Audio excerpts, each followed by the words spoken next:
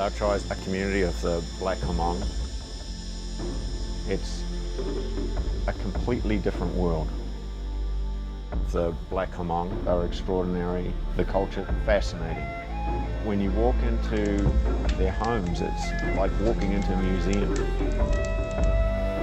It's a living piece of history. Lao Chai is along one of the main trekking routes here in the Sapa region. Lao Chai is quite close to Sapa, and there's quite a few Hmong people in Sapa selling their goods. I think almost 8 years selling in the street. I never got to the Vietnamese school, I never read and write. I just learn from tourists. There's a generation of Hmong youth that don't have a lot of education. However, they've had an opportunity to become tour guides. They understand the tourists, they understand customer service, and they actually make excellent candidates to become entrepreneurs. Every day when I see you, you always say you go cafe, huh? Well, I'm going to Lao Chai now. Now you just change your mind. If I could describe the Hmong people, I would describe them as incredibly charismatic. You should say you're from Taipei. You should not say you're from Canadian. They're incredibly friendly, and they have a cheeky sense of humor. You love Taipei. Taipei your favorite. They are very smart and they speak English very well, much better than our students in the university. The problem is there's a huge gap between the Vietnamese and the Hmong. Everything from education to the way they're treated in the streets. The Hmong are very different from the Vietnamese. They live in remote areas. They follow their own culture and speak their own language. They cannot speak Vietnamese well, and it's a big barrier for them. Sometimes the Vietnamese people who have no knowledge about the Hmong people, they look down on them. They've been told that they are dirty or that they are nothing, and I was shocked actually. I think that the Vietnamese people, the king majority people, they have more education and more skill and more opportunity to run their own business. The Hmong never had the same educational opportunities as the King people to be able to be empowered to create their own businesses. Fortunately, the Hmong are incredibly resilient and have the intelligence to make the choice themselves whether or not they want to change. So you know how we did it in Ta Van? And then we did it in Ta Phin?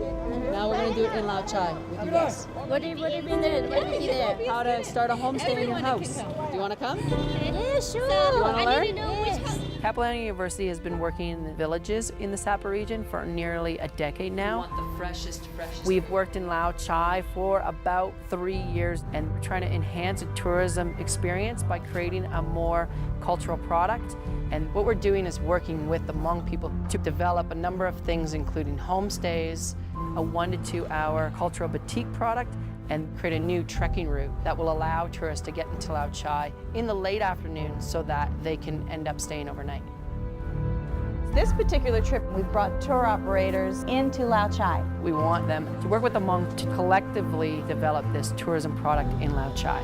You have some real traditional Hmong homes, and you've got more new type guest house sort of homes. So there's a lot of diversity. Everyone has something that's unique and special to their particular homestay. Kind of the culmination of our trip, Lao Chai put on the most amazing dinner for the tour operators. Everybody came together, they were cooking a huge Hmong feast. 10 chickens, 2 pigs, 30 liters of rice wine. It was incredible. The tour operators really enjoyed the traditional music, traditional dance, and traditional foods. The dinner was a huge success. I think it helped break down some barriers, and it was pretty special to be a part of. The most recent projects have been generously funded by the PATA Foundation. Where the money goes is to facilitate the training in the villages. So that means getting Capilano University together with Hanoi Open University and some of the youth leaders in the village to actually deliver the training. The Black Hmong have been part of tourism ever since Sapa has been around, and they've got an incredible opportunity. There are hundreds of tourists walking through that village every day, and they've got motivated youth that are willing to help their communities.